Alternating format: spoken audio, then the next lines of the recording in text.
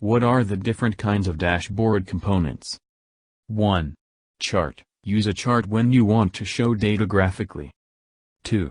Gauge. Use a gauge when you have a single value that you want to show within a range of custom values. 3. Metric. Use a metric when you have one key value to display. Enter metric labels directly on components by clicking the empty text field next to the grand total. Metric components placed directly above and below each other in a dashboard column are displayed together as a single component. 4. Table. Use a table to show a set of report data in column form. 5. Visual force page. Use a visual force page when you want to create a custom component or show information not available in another component type. 6.